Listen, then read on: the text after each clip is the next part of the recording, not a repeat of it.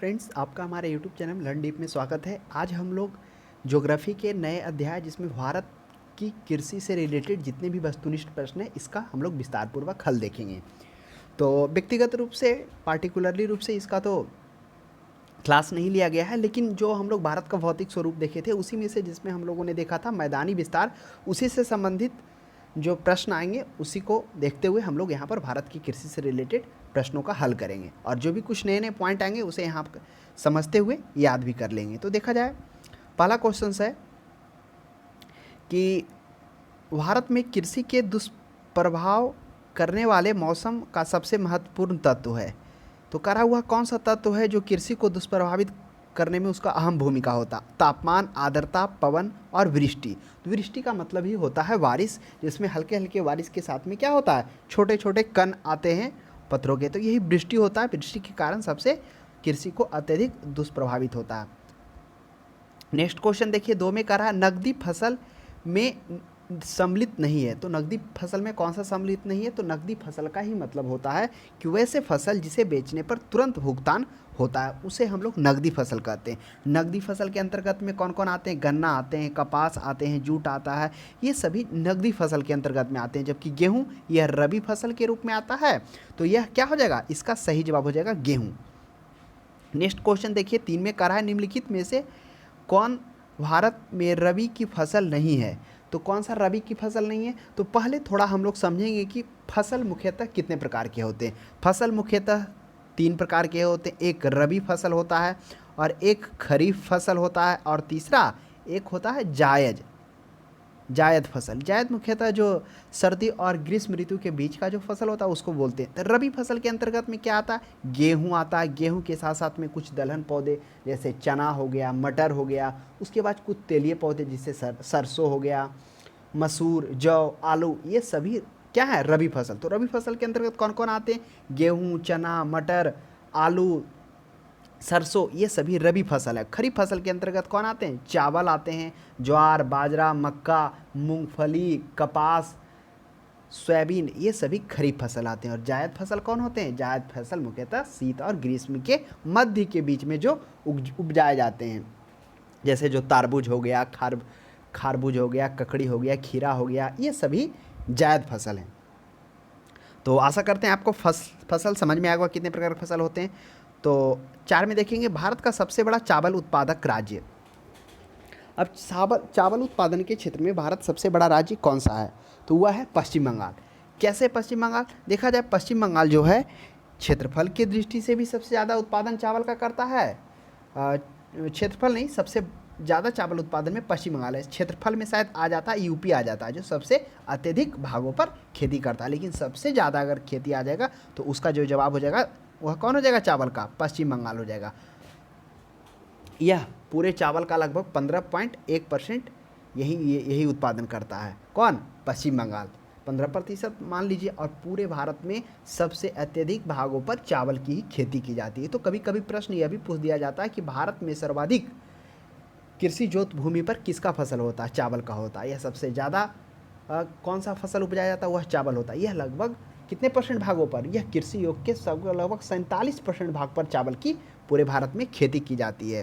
तो इस तरह से हम लोगों ने चावल के बारे में देखा। चावल के बारे में थोड़ा सा हम लोग ध्यान में रखेंगे कि इसका जो क्या क्या होता है, इसके उत्पादन के समय में क्या क्या चीज़ को ध्यान में रखना होता है। जो चावल की कृषि होती है वो मुख्यतः 2 विधि के द्वारा किया जाता है। एक होता है बीज छिड़काव विधि के द्वारा और दूसरा होता है पौधे प्रतिरोपण। जो उत्तरी भारत में मुख्यतः होते हैं पौधे प्रतिरोपण के द्वारा में होता है। बीज छिड़काव में क्या होता है? इसमें मतलब जैसे जो असिंचित क्षेत्र है, जहाँ पे थोड़ा पथरीला भाग, वहाँ पर बीज छिड़काव से। पौधे प्रत्यारोपण में इसमें पहले नर्सरी तैयार किया जाता है और उसके बाद इसको क्या किया था? 25 से 35 सेंटीमीटर लंबे होने पर उसको 30 से 35 सेंटीमीटर की दूरी पर उखाड़ कर दूसरे खेतों में रोपा जाता है। इसे जापानी विधि भी कहा जाता है, पौधे प्रतिरोपण विधि को। तो इसमें उत्पादन भी अत्यधिक होता है। तो इस तरह से हम लोगों ने चावल के बारे में देखा। और जो उसका औसत तापमान होता है मुख्यतः इसमें बोला गया 15 से 14 डिग्री सेंटीग्रेड औसत तापमान होना चाहिए और 150 सेंटीमीटर औसत वार्षिक वर्षा होना चाहिए। यही इसका है चावल के उत्पादन का उपयुक्त आर्द्रता। नेक्स्ट क्वेश्चन 5 में देखेंगे, भारत की प्रमुख खाद्य फसल क्या है? तो आप बताइए, भारत की जो प्रमुख खाद्य फसल है वह है चावल। क्यों चावल है? क्योंकि चावल भारत का सबसे अत्यधिक भागों पर खेती होता है, सबसे अत्यधिक मात्रा में होता है। अगर क्या होता, प्रमुख नहीं होता तो इसकी इतनी खेती नहीं होती, और भारत में सबसे ज़्यादा लोग चावल भी खाते हैं। तो इस तरह से चावल क्या है, सबसे प्रमुख खाद्य फसल है जो भारत के 47% कृषि योग्य भूमि पर की जाती है, जिसमें पश्चिम बंगाल सबसे सर्वोच्च है, और भारत में सबसे ज़्यादा ग्रहण किया जाने वाला, खाद्यान्न खाया जाने वाला वो चावल ही आता है। नेक्स्ट दूसरा नंबर पर गेहूं आता है, जो पूरे भारत में कितना परसेंट, 23% भाग पर किया जाता है। कभी कभी प्रश्न ये भी पूछ दिया जाता है। नेक्स्ट क्वेश्चन 6 में देखिए, 6 में कह रहा है कि निम्नलिखित में से किस क्षेत्र में भारत का चावल का कटोरा कहा जाता है? तो भारत का चावल का कटोरा किसे कहा जाता है? तो भारत का चावल का कटोरा यह कृष्णा गोदावरी डेल्टाई क्षेत्र को चावल का कटोरा कहा जाता है। तो इस कृष्णा गोदावरी डेल्टाई क्षेत्र में क्या होता है, याद करिए, कृष्णा नदी को हम लोग बताए थे, और गोदावरी नदी के बारे में भी हम लोग पढ़े थे। गोदावरी नदी जो महाराष्ट्र त्र्यंबकेश्वर से निकलती है, और कृष्णा नदी कहाँ से निकलती है, यह भी महाराष्ट्र से निकलती है, महाबलेश्वर से। तो उसी का जो क्षेत्र आता है कहाँ, वह आ जाता है आंध्र प्रदेश और तेलंगाना का क्षेत्र आ जाता है। कभी कभी कृष्णा गोदावरी ना देकर आंध्र प्रदेश और तेलंगाना क्षेत्र दे देगा तो वह हो जाएगा, वही उसके बीच के क्षेत्र को भारत का कटोरा के रूप में जानते हैं। नेक्स्ट क्वेश्चन 7 में देखेंगे, भारत में गेहूं के प्रथम 3 बड़े उत्पादक राज्य। तो गेहूं की बात की जाए तो भारत में द्वितीय या दूसरा सबसे बड़ा उत्पादक गेहूं है, जो पूरे जो कृषि योग्य भूमि है उसमें 23% भाग पर क्या किया जाता है, गेहूं की खेती की जाती है। तो इस तरह से दूसरे नंबर पर गेहूं का भारत में उत्पादन होता है, और सबसे अत्यधिक उत्पादन उत्तर प्रदेश में होता है, उत्तर प्रदेश के बाद मध्य प्रदेश में होता है, उसके बाद पंजाब में होता है। तो ध्यान में रखेंगे, गेहूं का सबसे बड़ा उत्पादक कौन कौन सा है, वह प्रथम स्थान पर उत्तर प्रदेश, दूसरे स्थान पर मध्य प्रदेश और तीसरे स्थान पर पंजाब पर। क्षेत्रफल की भी दृष्टि से देखा जाए तो क्षेत्रफल में भी सबसे ज़्यादा उत्तर प्रदेश गेहूं का उत्पादन करता है, और द्वितीय नंबर पर मध्य प्रदेश और तृतीय नंबर पंजाब। तो सबसे बड़े के रूप में पूछे, सबसे ज़्यादा पूछे, सबसे क्षेत्रफल पर पूछे, तो उसका उत्तर एक ही होगा। हाँ, गेहूं के उत्पादन में थोड़ा सा चीज़ों को ध्यान रखना होता है कि जब इसकी क्या की जाती है, जब खेती की जाती है तो बोने के समय में जिसका तापमान जो होना चाहिए वह 10 डिग्री सेंटीग्रेड के आसपास, जब वह वृद्धि करता है तो 15 डिग्री सेंटीग्रेड के आसपास रहना चाहिए, जब वह पकने लगता है तो 10 से 25 डिग्री के बीच में होना चाहिए। इसका पर्याप्त आर्द्रता है। और इसके जो इसका बुआई कब होता है, या उत्तरी भारत में देखा जाए तो मानसून के आगमन पर, वही मानसून जुलाई से जून जुलाई में ले लीजिए, इसका आगमन होने पर होता है, और उसके बाद अक्टूबर और नवंबर में इसे काट लिया जाता है। नेक्स्ट क्वेश्चन देखेंगे 8 में, भारत का सर्वाधिक खाद्यान्न उत्पादन करने वाला राज्य। अब कह रहा है सर्वाधिक खाद्यान्न उत्पादन कौन करता है, तो अब बताइए सर्वाधिक खाद्य उत्पादन कौन करता है। हमने देखा कि यूपी में चावल की भी खेती क्या होती है, सबसे अत्यधिक होती है। किस मामले में, क्षेत्रफल पर सबसे ज़्यादा क्षेत्रफल यूपी में ही चावल होता है। अगर चावल के मामले में सबसे प्रथम स्थान तो वह पश्चिम है, लेकिन सबसे ज़्यादा क्षेत्रफल पर भूमि पर कौन उपजाता, उत्तर प्रदेश। और गेहूं में भी हम लोगों ने देखा कि लगभग कितना परसेंट, पूरे गेहूं का जो उत्पादन होता है 30% उत्तर प्रदेश में ही उत्पादन होता है। तो इस तरह से 30% गेहूँ हो गया, और लगभग 15% 12% के आसपास चावल हो गया। तो इस तरह से यह खाद्यान्न उत्पादन में यूपी क्या है, सबसे अग्रणी राज्य है। नेक्स्ट क्वेश्चन 9 में देखिए, खाद्यान्न मतलब वो सभी जिसको हम खा सकते हैं वही हो गया खाद्यान्न। ऐसा नहीं समझिएगा कि चावल और गेहूँ, तो खाने वाले जितने भी है तो उसमें से औसत यूपी का अत्यधिक आ जाता है। निम्नलिखित में से किस फसल की खेती भारत में सर्वाधिक क्षेत्रफल में होती है? तो किस फसल की खेती होती है, अभी हम लोगों ने देखा, वह जो फसल है धान, जिसे हम लोग चावल के रूप में जानते हैं, धान की खेती सर्वाधिक क्षेत्रफल में होती है। कितना हम लोगों ने देखा कि पूरे कृषि योग्य भूमि का 47% भाग पर क्या किया जाता है, चावल का खेती किया जाता है, धान का। नेक्स्ट क्वेश्चन देखेंगे हम लोग अगला 10 में, उस खाद्य फसल का नाम बताइए जो भारत में सबसे अधिक उपज देती है। तो उस खाद्य फसल का नाम क्या है, वह खाद्य फसल का नाम है चावल, जो भारत में सबसे अत्यधिक उपज देती है। पहला, यह सबसे अत्यधिक भागों पर भारत में उपजाया जाता है, लगभग 47% भागों पर उपजाया जाता है। और इसे उपजाने के लिए जो आर्द्रता होना चाहिए, क्या होना चाहिए, 14 डिग्री औसत तापमान होना चाहिए, 150 सेंटीमीटर औसत वार्षिक वर्षा होना चाहिए। और यह मुख्यतः कौन सा क्षेत्र में सबसे अत्यधिक उत्पादन होता है, भारत के पश्चिम बंगाल में, दूसरे नंबर पर उत्तर प्रदेश में, तीसरे में पंजाब में देखने को मिला। तो सबसे अत्यधिक उपज यही चावल का होता है।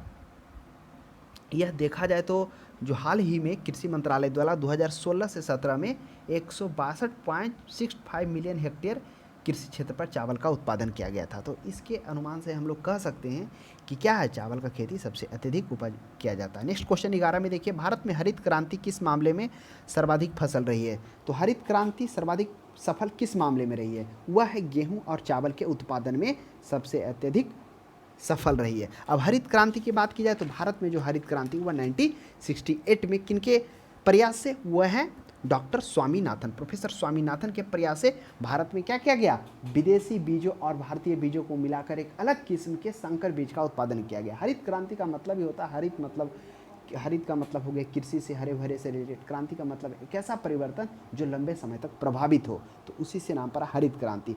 जो भारत में कौन जाना जाता है हरित क्रांति के, डॉक्टर स्वामीनाथन। और पूरे वर्ल्ड में कौन है, वो है Kurien, Norman Kurien, Norman Borlaug बोलिए, कुरियन नहीं बोलिए, कुरियन तो हो गए श्वेत क्रांति। तो नॉर्मन बोरलॉग जो हैं वो क्या होते हैं, पूरे विश्व में जाने जाते हैं हरित क्रांति के। भारत की बात है तो स्वामीनाथन। तो हरित क्रांति किस मामले में सर्वाधिक सफल रही, वह गेहूं और चावल के उत्पादन में रही, क्योंकि वह विदेशों के बीज और भारतीय बीज को मिश्रित कर एक अलग उन्नत किस्म का विकास किए। नेक्स्ट क्वेश्चन देखिए 12 में, हरित क्रांति के फलस्वरूप देश में कुल खदान में निम्नलिखित में से किसका अंश कम हो गया। कर हरित क्रांति के फलस्वरूप देश के कुल खदान में किसका अंश सबसे कम हो गया, वह है दलहन एवं मोटे अनाज का।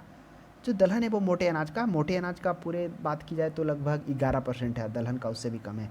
तो कहिए कि जबकि चावल का सबसे अत्यधिक था, कितना था हम लोगों ने देखा, यह 47 था, यह 23 था, और दलहन और मोटे अनाज मात्र वही 15% के आसपास में सिमट जाता है। नेक्स्ट क्वेश्चन देखिए 13 में, भारत को किस राज्य को भारत का धान्य भंडार के रूप में जाना जाता है। तो भारत का धान्य भंडार के रूप में किसे जाना जाता है, तो इसका सही जवाब हो जाएगा पंजाब को भारत का धान्य भंडार के रूप में जाना जाता है।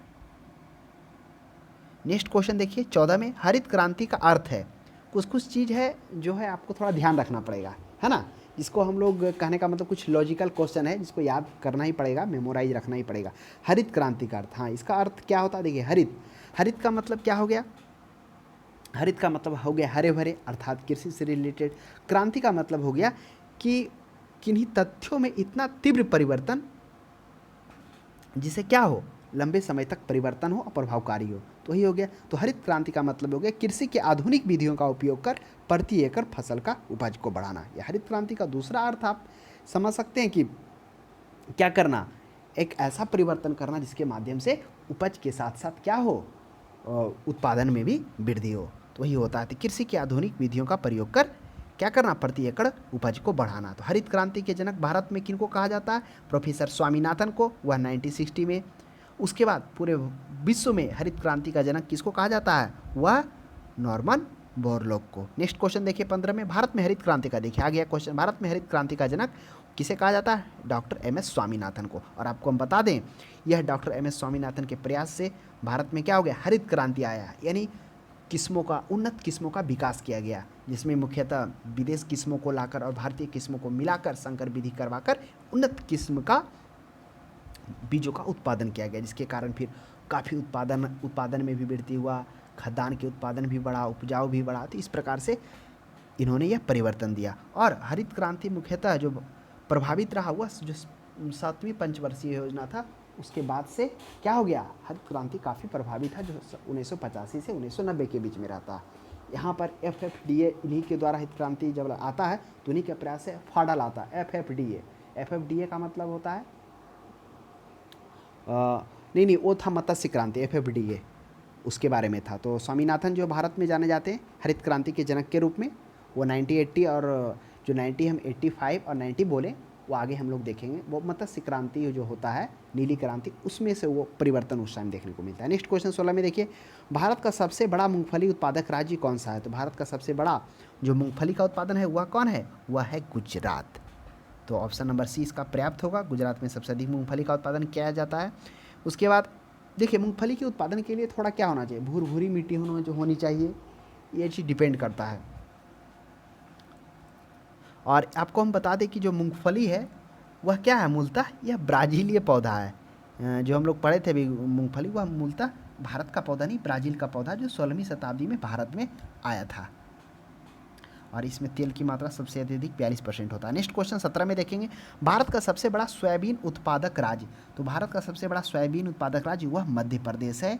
और इसका जो उत्पादन मुख्यतः होता है, इसमें थोड़ा ध्यान रखना होगा, तो जो 6 से 6.5 pH वाले अम्लीय दोमट मिट्टी में उपयुक्त इसका सोयाबीन को माना जाता है। तो सोयाबीन जो होता है वह क्या है, इसमें प्रोटीन पर्याप्त मात्रा में पाया जाता है। मध्य प्रदेश इसका उत्पादक राज्य है।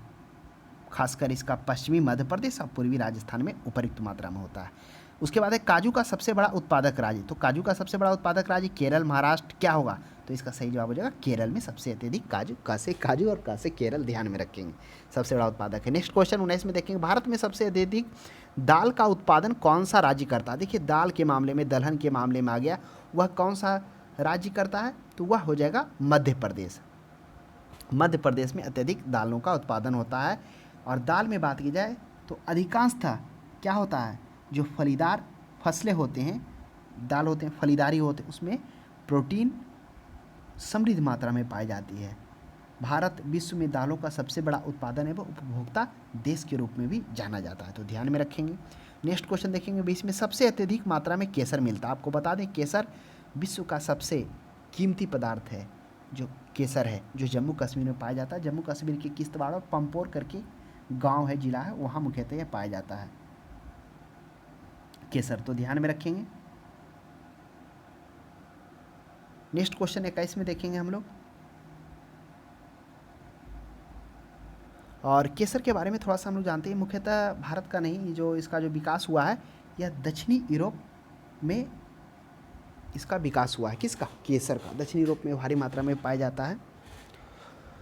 नेक्स्ट देखेंगे 21 में, भारत में रेशम का सबसे अत्यधिक उत्पादन करने वाला राज्य कौन सा है? तो देखिए रेशम का सबसे अत्यधिक उत्पादन करने वाला वह राज्य कौन है? वह है कर्नाटक। कर्नाटक में अत्यधिक रेशम के उत्पादन किया जाता है। सबसे उत्तम किस्म का जो होता है वह शहतूत के पत्ते पर पलने वाले कीड़े की लार्वा से जो बनाया जाता है वह सबसे उत्तम किस्म का रेशम होता है। ये जो होता है ना, जैसे जो लार्वा तैयार होता है उसको हम लोग पिल्लू कहते हैं। जब वह तैयार होता है उसके बाद जब वह क्या करता है, अपने लिए एक मतलब तैयार करता है वातावरण जहाँ पर वह रहता है। उसके बाद जब वो उससे उड़कर निकलने लगता है तो उससे पहले उसको क्या करता है, उसको गर्म पानी में करके मारकर उससे तैयार किया जाता है। यही इसका होता है, लार्वा से, उसके प्यूपा से, पिल्लू से तैयार किया जाता है। क्या चीज़? रेशम। वो आगे पढ़ने को मिलेगा कभी, इसकी विस्तार से हम लोग किस प्रकार से, जब इसका साइंस का क्लास होगा उसमें हम लोग समझेंगे। तो यह ध्यान में रखिएगा, सबसे अत्यधिक उत्पादन करने वाला राज्य कर्नाटक है। और मुख्यतः जो कौन सा होते हैं सबसे उत्तम किस्म का, जो शहतूत के पत्तों पर पालन किए जाते हैं कीड़े, वो मुख्यतः सबसे उत्तम किस्म के होते हैं। नेक्स्ट क्वेश्चन हो गया 22 में, फल उत्पादन में भारत का विश्व में कौन सा उत्पादन है? तो फल उत्पादन में भारत का कौन सा स्थान है? वह है द्वितीय स्थान है। प्रथम स्थान किसका है? प्रथम स्थान चीन का है, ध्यान में रखेंगे। नेक्स्ट क्वेश्चन 23 में, सब्जी उत्पादन में भारत का विश्व में कौन सा स्थान है? सब्जी उत्पादन में भी भारत का विश्व का कौन सा स्थान है? द्वितीय स्थान है। प्रथम स्थान चीन का है। तो ये सभी लॉजिक क्वेश्चन है, थोड़ा माइंड में मेमोराइज रखेंगे। नेक्स्ट क्वेश्चन है 24 में, नारियल उत्पादन में भारत विश्व में कौन सा स्थान है? देखिए भारत नारियल के उत्पादन में विश्व में कौन सा स्थान है? वह है तृतीय स्थान है। अब आपके माइंड में उठा हुआ तो प्रथम और द्वितीय कौन है? प्रथम है इंडोनेशिया है, और सेकेंड कौन है? फिलीपींस है। यही दो राज्य है, इंडोनेशिया, फिलीपींस। नारियल के उत्पादन में मुख्यतः देखा जाए, इसमें जो तापमान है यह आपको पता होगा कि समुद्र के किनारे तटीय प्रदेशों में ज़्यादा देखने को मिलता है। केरल, तमिलनाडु, ऐसे विभागों में 200 डिग्री सेंटीग्रेड से 150 डिग्री सेंटीग्रेड से अधिक वर्षा वाले क्षेत्रों में यह होता है। इसके लिए तापमान 200 से 250 डिग्री सेंटीग्रेड रहेगा, वह भी चलेगा, तो ध्यान में रखिएगा। नेक्स्ट है, जूट उत्पादन में सबसे प्रमुख देश कौन सा है? तो जूट के उत्पादन में सबसे प्रमुख देश वह कौन सा है? पश्चिम बंगाल, तमिलनाडु, केरल, उड़ीसा। तो इसका सही जवाब हो जाएगा पश्चिम बंगाल। अब थोड़ा जूट के बारे में हम लोग समझेंगे। देखिए जूट जो है उष्णकटिबंधीय पौधा है, जिसके लिए क्या होता है, उष्ण तथा आर्द्र जलवायु की आवश्यकता होती है। इसमें मुख्यतः जूट के उत्पादन में 24 डिग्री से 25 डिग्री सेंटीग्रेड तापमान की आवश्यकता होती है। जो वार्षिक वर्षा होना चाहिए वह 125 से 150 सेंटीमीटर के बीच में इसको कहा गया है।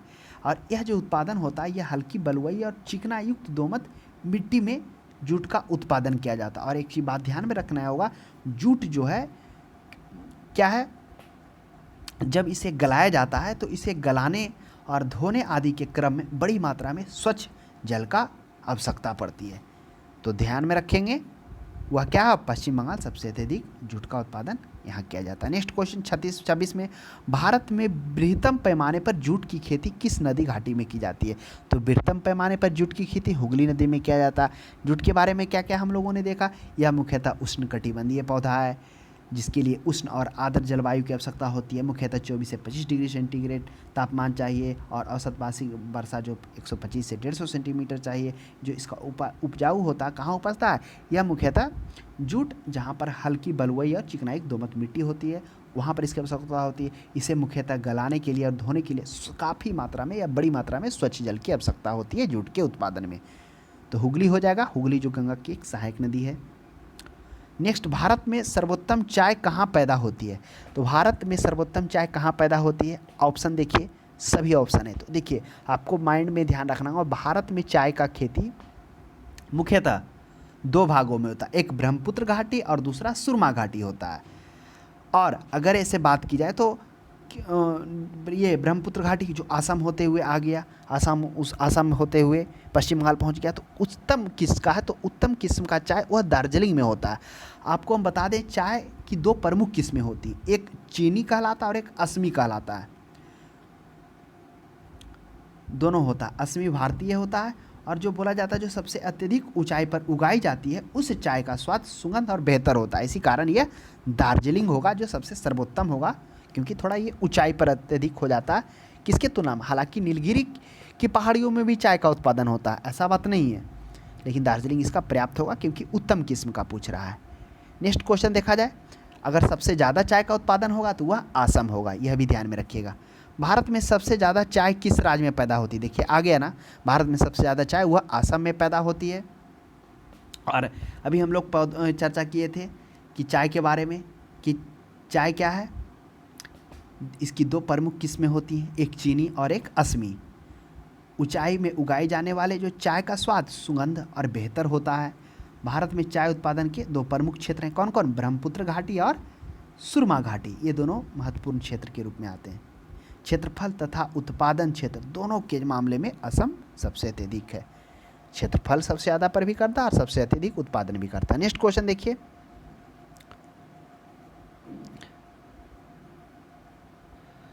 भारत के किस प्रदेश में सोयाबीन की खेती सर्वाधिक क्षेत्रफल पर होती है? तो सोयाबीन की खेती सर्वाधिक क्षेत्रफल पर कहाँ होता है?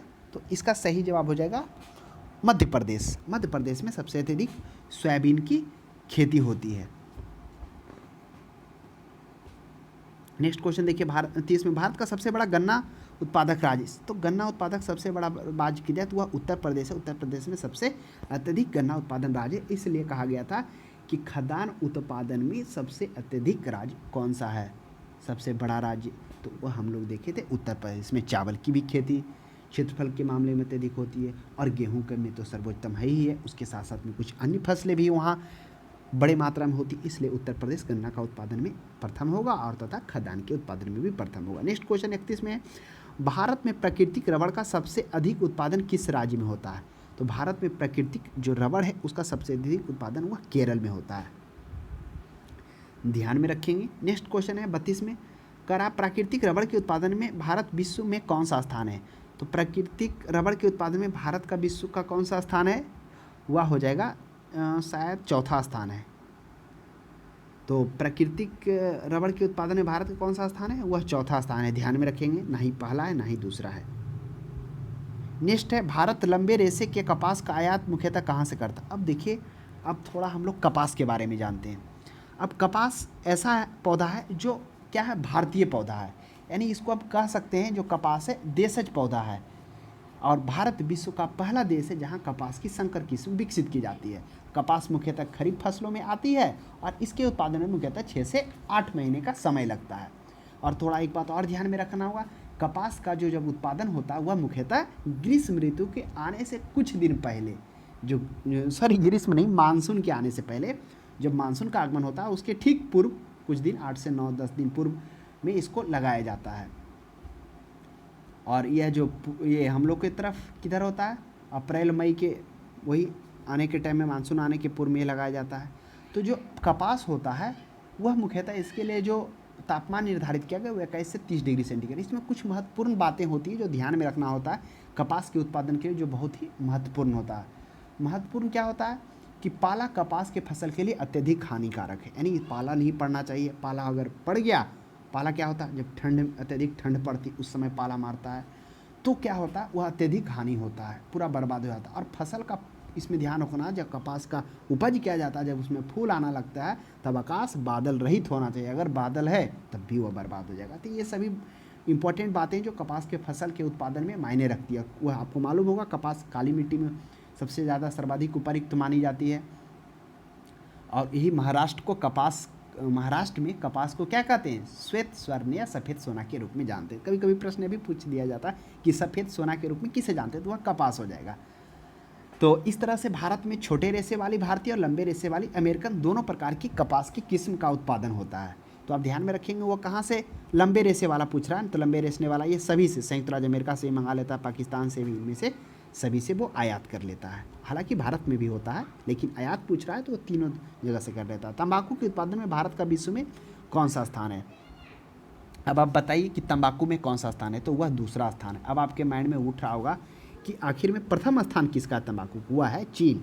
चीन प्रथम स्थान पर है। और तंबाकू के बारे में थोड़ा हम आपको बता दें, जो तंबाकू भारत में होता है वह कब प्रारंभ किया गया था? लगभग 16वीं शताब्दी में किया गया था। यह भारतीय पौधा नहीं है, यह पुर्तगाली व्यापारियों के द्वारा लाया गया था तंबाकू। तो ध्यान में रखेंगे,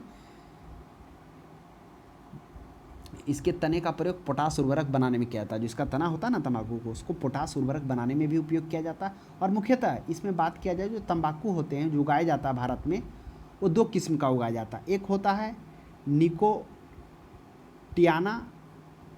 टोबाइकम होता है, और एक निकोटियाना रस्टिका होता है। यही टोबाइकम और रस्टिका दो तरह का किस्म भारत में उपजाया जाता है।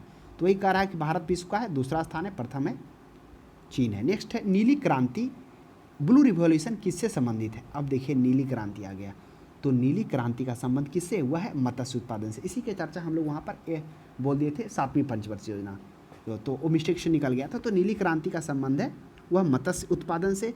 अब आपके माइंड में उठ रहा हो कि नीली क्रांति का प्रारंभ कब होता है?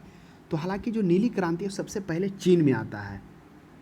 वह मत्स्यों को, जो समुद्र में मछलियाँ होती है, उसको अत्यधिक पकड़ने, उसका व्यवसाय अत्यधिक करने, सबसे पहले चीन में इसकी शुरुआत होती है। उसके बाद भारत में 7वीं पंचवर्षीय योजना, जो 1985 से 1990 के बीच में होता, उसी में से नीली क्रांति पर जोर दिया जाता है, मत्स्य के उत्पादन पर। उसी के साथ में एक फाड़ा लाया जाता है, FFFDA। एफ का मतलब क्या हो गया? फिश। और एफ का मतलब हो गया फिश फॉरम डेवलपमेंट एजेंसी। यही लाया गया था फाड़ा, जिससे क्या किया गया? मत्स्य के उत्पादन में उसको जोड़ दिया गया। तो नीली क्रांति मत्स्य से संबंधित है। नेक्स्ट है 36 में भारत में स्वच्छ जलीय मछली का सबसे बड़ा उत्पादन। तो स्वच्छ जलीय मछली का उत्पादन पश्चिम बंगाल में। और आपको यह भी माना होना चाहिए, हाल में वहाँ के जो मांगुर होता है, देसी मांगुर, तो वहाँ के उपज पर, उसको उत्पादन पर रोक भी लगा दिया गया है। नेक्स्ट क्वेश्चन देखिए 37 में, दूध उत्पादन में भारत का विश्व में कौन सा उत्पादन है? तो दूध उत्पादन में भारत का कौन सा स्थान है? वह प्रथम स्थान है। तो ध्यान में रखेंगे। और द्वितीय स्थान चीन का ही आता होगा, एक बार आप देख लीजिएगा द्वितीय में। नेक्स्ट क्वेश्चन 38 में, भारत में दूध उत्पादन में अग्रणी राज्य। अब भारत में सबसे अत्यधिक दूध उत्पादन कौन सा राज्य में किया जाता है? वह राज्य है उत्तर प्रदेश। तो भारत तो दूध उत्पादन में प्रथम है ही है, उसमें से सबसे प्रथम राज्य उत्तर प्रदेश है। और अगला क्वेश्चन है, भारत में ऑपरेशन फ्लड कार्यक्रम का प्रारंभ कब किया गया? देखिए ऑपरेशन फ्लड का संबंध है वह है डेयरी से, डेयरी फार्म से। तो वह जो प्रारंभ 1970 ईस्वी में किया गया था, यानी डेयरी उद्योग से जुड़े किसानों को उनके विकास को स्वयं दिशा देने में सहायता किया गया था ऑपरेशन फ्लड के द्वारा। इसका जो उद्देश्य मुख्य रूप से रखा गया था कि ऑपरेशन फ्लड का दूध उत्पादन में वृद्धि, दूसरा ग्रामीण क्षेत्र में आय में वृद्धि, और तीसरा उचित दाम पर दूध उपलब्ध करवाना। ये 3 लक्ष्य रखकर ऑपरेशन फ्लड का 1970 में प्रारंभ किया गया था। अगला है श्वेत क्रांति। तो श्वेत क्रांति का संबंध वही दूध से हो जाएगा, दूध से श्वेत क्रांति का संबंध हो जाएगा। नेक्स्ट है ऑपरेशन फ्लड का संबंध। अभी हम लोग चर्चा किए थे कि जो ऑपरेशन फ्लड है वह 1970 में लाया गया था। यह मुख्य रूप से डेयरी उद्योग से जुड़े जो किसान थे उनके विकास को स्वयं दिशा देने की सहायता के लिए यह लाया गया था। तो दूध उत्पादन हो जाएगा। इसमें जो लक्ष्य रखा गया था ऑपरेशन फ्लड में, वह मुख्यतः कौन कौन सा लक्ष्य था? दूध उत्पादन में वृद्धि, दूसरा ग्रामीण क्षेत्र में आय में वृद्धि, तीसरा उचित दाम पर दूध उपलब्ध करवाना। नेक्स्ट क्वेश्चन देखिए 42 में, भारत में श्वेत क्रांति का जनक किसे कहा जाता है? पहले आपको समझना होगा श्वेत क्रांति का संबंध किससे है। तो श्वेत क्रांति का संबंध दूध उत्पादन से। तो श्वेत क्रांति का जनक बोला जाता डॉक्टर वी कुरियन। यही डॉक्टर वी कुरियन है जिनको श्वेत क्रांति का जनक माना जाता है। और हरित क्रांति का जनक भारत में वह हो जाएगा प्रोफेसर स्वामीनाथन, और पूरे विश्व में नॉर्मन बोरलॉग हो जाएगा। नेक्स्ट क्वेश्चन 43 में देखिए, निम्नलिखित में से कौन कृषि से संबंधित नहीं है? कृषि से कौन संबंधित नहीं है? अब आप बताइए। हरित क्रांति खाद्यान्न से रिलेटेड है, श्वेत क्रांति दूध से रिलेटेड है, कृष्ण क्रांति आप रहने दीजिए, पीली क्रांति दलहन से है, कृष्ण क्रांति होगा पेट्रोलियम से। अब आप बताइए कि कृषि के क्षेत्र के अंतर्गत में क्या सिर्फ पौधे उगाना ही आता? नहीं, कृषि के अंतर्गत में जो आप पढ़े होंगे इकोनॉमिक्स में भी कि जो प्राथमिक सेक्टर है वो कृषि क्षेत्र है, तो कृषि में से वानिकी भी आ जाता है, पशुपालन भी आ जाता है, मत्स्य भी आ जाता है। तो ये सभी तीनों क्षेत्र कृषि के अंतर्गत में है, जबकि पेट्रोलियम कृषि के अंतर्गत में नहीं आते। तो ऑप्शन सी हो जाएगा। नेक्स्ट क्वेश्चन देखिए 44 में, गुलाबी क्रांति किससे संबंधित है? गुलाबी क्रांति झींगा के उत्पादन से संबंधित है। कुछ क्रांति है, गुलाबी क्रांति, पीली क्रांति, नीली क्रांति, श्वेत क्रांति, ये सब आपको क्या करना पड़ेगा? याद ही रखना पड़ेगा। नेक्स्ट क्वेश्चन देखिए 45 में, गोल क्रांति का संबंध किससे है? आलू गोल होता है तो आलू मार दीजिए, गोल क्रांति। नेक्स्ट है, कौन सा भारतीय राज्य अग्रणी कपास उत्पादक में है? अभी हम लोग चर्चा किए थे कपास के बारे में। जो कपास भारत का एक देशज पौधा है। भारत विश्व का पहला देश है जहां कपास का संकर किस्म विकसित की जाती है। यह मुख्यतः खरीफ फसल के साथ उगाया जाता है और इसे मानसून से पूर्व इसका क्या होता, मतलब रोपा जाता, मानसून से पूर्व इसको लगाया जाता, मानसून आने से पूर्व। और यह मुख्यतः काली मिट्टी में इसका उपज होता है। और आपको यह भी हम बताए थे कि इस जो जब कपास का जो फूल आता है, जब उसमें फूल आता है तो वह आकाश कैसा होना चाहिए? वह बादल रहित होना चाहिए। और मेन रूप से पाला इसके लिए अत्यधिक हानिकारक है। पाला अगर लग गया तो पूरी फसल बर्बाद हो जाएगा। पाला से बचाना है। और दूसरा यह ध्यान में रखना होता है कि जब कपास में फूल आ रहे हो तो बादल रहित आकाश हो, तब उसकी फसल अच्छी होती है। और भारत में 2 किस्म का पौधा होता है। कौन कौन होता है रेशा? एक लंबे रेशे वाली और एक छोटे रेशे वाली। लंबे रेशे वाली मुख्यतः जो अमेरिकन होता है, वो दोनों प्रकार के पौधा भारत में उत्पादन किया जाता है। फिर ये भी पूछा गया था कि कपास, लंबे रेशे वाले कपास का आयात कहाँ से किया जाता है, जिसमें हम लोग पढ़े थे कौन कौन सा देश था? अमेरिका था, और कौन सा था? मिस्र भी था। और ध्यान में करिए कौन कौन सा देश था? 3 से 4 देश थे, तो आप एक बार देख लीजिएगा। तो ये सभी देशों से वो आयात भी करता है लंबे रेशों वाले। नेक्स्ट क्वेश्चन है 47 में, गेहूं के अधिकतम उत्पादन वाला राज्य। अब आप बताइए गेहूं के उत्पादन में हम लोगों ने देखा था कि भारत का द्वितीय सबसे बड़ा उत्पादक क्षेत्र जो है वह गेहूं का, वह सबसे अत्यधिक भूमि लगभग 23% भागों पर किया जाता है। और उस गेहूं में से, उस भारत में से सबसे उत्तम राज्य है उत्तर प्रदेश, जो क्या करता है? गेहूँ का सर्वाधिक उत्पादन करता है, लगभग 30% भागों पर 30% उत्पादन करता है। पूरे उत्पादन का क्षेत्रफल में भी सबसे ज़्यादा करता है। नेक्स्ट क्वेश्चन देखा जाए 48 में कह रहा है कि किस भारतीय राज्य को चाय का उत्पादक राज्य नहीं माना जाता है? तो किस भारतीय राज्य को चाय का उत्पादक राज्य नहीं माना जाता? अब आप बताइए कि चाय का जो मुख्यतः उत्पादन हम लोगों ने देखा था, कौन कौन जगह देखा था? मुख्यतः 2 जगह देखा था, एक ब्रह्मगिरी के मैदान में और दूसरा सुरमा के मैदान में। तो असम में मुख्यतः किया जाता है, केरल में नीलगिरी के पहाड़ी में भी किया जाता है, छत्तीसगढ़ दार्जिलिंग में भी किया जाता है। इस तीनों जगह में क्या था? तीनों में से सबसे ज़्यादा असम में, सबसे सर्वोत्तम चाय वह पश्चिम बंगाल के दार्जिलिंग में। तो यह भी ध्यान में रखें, छत्तीसगढ़ में नहीं किया जाता है। नेक्स्ट क्वेश्चन देखिए 49 में कह रहा है, 49 में, भारत में निम्नलिखित में से कौन सा राज्य देश का 70% से अधिक कॉफ़ी अकेले पैदा करता है? तो कौन सा राज्य है जो देश का 70% से अधिक कॉफ़ी अकेले पैदा करता है? तो वह हो जाएगा, कॉफ़ी का सबसे बड़ा उत्पादक देश है वह कर्नाटक है। तो ध्यान में रखेंगे, कर्नाटक जो है क्या है? सबसे बड़ा कॉफ़ी उत्पादक वाला राज्य। अब यह क्या है? कॉफ़ी जो है वह अबिसीनिया नामक पौधा का, उसका मूल पौधा है। तो अबिसीनिया इसका ही जो है किसका? कॉफ़ी का मूल पौधा है। और यह मुख्यतः कहाँ सबसे अधिक? कर्नाटक में सबसे अत्यधिक भागों में देखने को मिला था। और इसके बारे में थोड़ा सा और जान लीजिए। हाँ, कर्नाटक के ये जो है बाबा बुदन कर्नाटक का पहाड़ी क्षेत्र, इसी में से सबसे पहली बार क्या किया गया था? कॉफ़ी को उगाया गया था। और जो कॉफ़ी है उसके मुख्यतः 3 किस्में होती हैं, एक होता है अरेबिका और रोबस्टा और लिबेरिका। और ये तीनों किस्म की कहवा का उत्पादन भारत में किया जाता है। भारत अधिकतर उत्तम किस्म वाली अरेबिका हॉकी का उत्पादन करता है, जिसका अंतर्राष्ट्रीय स्तर पर बहुत मांग है। तो कौन कौन तीन होता है? एक होता है अरेबिका, रोबास्टा और लिबेरिका। ये 3 प्रकार के किस्में का उत्पादन यहाँ पर होता है। नेक्स्ट क्वेश्चन देखिए 50 में, निम्नांकित में से कौन खरीफ की फसल नहीं है?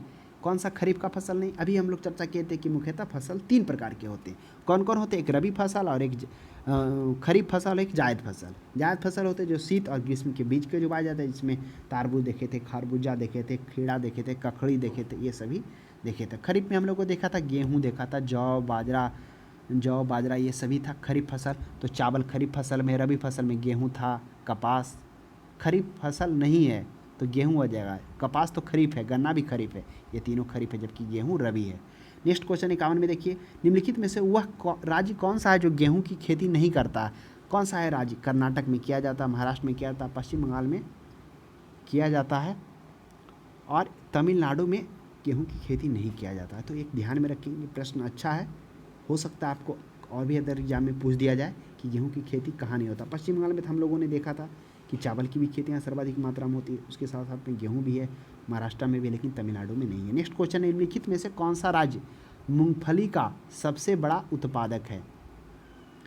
तो मूंगफली के उत्पादन में सबसे बड़ा राज्य कौन सा है? हुआ है गुजरात। गुजरात में सबसे अत्यधिक मात्रा में मूंगफली का उत्पादन किया जाता है। और देखिए कपास भी था ना, कपास में क्या है, एनसीईआरटी के हाल में उसमें महाराष्ट्र दिया है, लेकिन आप और भी अदर जगह में देखेंगे तो कपास के उत्पादन में गुजरात ही क्या दिया, उत्पादक राज्य में सबसे अग्रणी है। तो थोड़ा सा उसको आप हमें बताएंगे कि लेटेस्ट डाटा के अनुसार क्या सही है, गुजरात होना चाहिए या महाराष्ट्र होना चाहिए? नेक्स्ट देखा जाए 53 में, गुजरात के विषय में निम्न में से कौन सा कथन सही नहीं है? अब देखिए आ गया वही गुजरात, यह तंबाकू का सबसे बड़ा उत्पादक है। तो हालांकि 16-17 में अगर देखा जाए तो तंबाकू के क्षेत्र में कौन था? ये आंध्र प्रदेश था और द्वितीय स्थान पर गुजरात था। चलिए आगे बढ़ते हैं। मूंगफली का, तो मूंगफली का तो गुजरात है ही है। नमक का गुजरात है ही है। कपास का सबसे बड़ा उत्पादक राज्य, हाँ कपास का सबसे बड़ा, हाँ इसी में था। तंबाकू गलती से बोले, तंबाकू में तो क्या है, ये तो है ही नहीं, हाँ आंध्र प्रदेश है। तंबाकू में सबसे बड़ा उत्पादक वो आंध्र प्रदेश से, सेकेंड पर है गुजरात है। कपास का बात की जाए तो कपास में जो है, देखिए कपास का उत्पादन में सबसे बड़ा तो गुजरात ही है, लेकिन कहीं कहीं पे डाटा क्या देखने को मिला है, गुजरात भी देखने को मिला है, ये महाराष्ट्र भी देखने को मिला है। तो ABCD पर्याप्त है? ये बिल्कुल गलत है ना। कपास के मामले में कुछ समय से गुजरात और महाराष्ट्र के बीच में थोड़ा कंपटीशन हुआ है, तो आप एक बार देख लीजिएगा कि कपास का सबसे बड़ा उत्पादक अभी हाल के लेटेस्ट में क्या है। मेरे अनुसार तो गुजरात ही होना चाहिए, लेकिन कहीं कहीं महाराष्ट्र भी देखने को मिला है। नेक्स्ट क्वेश्चन देखिए 54 में, भारत में किस खाद्य फसल का उत्पादन सबसे अत्यधिक होता है? भारत में किस खाद्य फसल का उत्पादन सबसे अत्यधिक होता है? तो वह है चावल का। क्यों? क्योंकि सबसे अत्यधिक भूमि पर 47% कृषि भूमि पर चावल की खेती की जाती है। भारत में सबसे ज़्यादा भी 40, जिसमें हम लोगों ने देखा था हाल के लेटेस्ट में कृषि मंत्रालय द्वारा 16-17 में 162.65 मिलियन हेक्टेयर पर कृषि क्षेत्र का चावल का उत्पादन किया गया था। नेक्स्ट क्वेश्चन है 55 में, किस फसल के लिए पानी की अधिकता आवश्यक है लेकिन जमाव नहीं? कह रहा पानी चाहिए, अधिकता की आवश्यकता है लेकिन जमाव नहीं चाहिए। तो वह क्या है? वह चाय के लिए। जो चाय का होता है वह सीढ़ी नुमा बनाकर उसका जो ढलानों पर उसका उत्पादन किया जाता है। पानी चाहिए लेकिन जमाव नहीं चाहिए। अगर जमाव चाहिए तो किस में आवश्यकता होता है? वो धान की खेती में होता है, उसमें जमाव जरूरी होता है। कौन खरीफ फसल नहीं? अभी हम लोग बताए थे फसल मुख्यतः 3 प्रकार के होते हैं, रबी, खरीफ और जायद फसल। रबी में हम लोगों ने क्या क्या देखा था? गेहूँ देखा था, चना देखा था, मटर देखा था, सरसों देखा था। और खरीफ में क्या देखा था? ये चावल देखा था, जौ, बाजरा, मक्का ये सभी देखा था। जायद में खीरा, ककड़ी, तारबूज ये सभी हम लोग देखा था। कहा था कौन खरीफ फसल नहीं? अब बताइए, कपास खरीफ है, मूंगफली खरीफ है, मक्का खरीफ है, सरसों क्या है? यह रबी में आता है, तो ध्यान में रखेंगे। और मटर भी रबी में आता है। नेक्स्ट क्वेश्चन है 57 में, खरीफ की फसल काटी जाती है।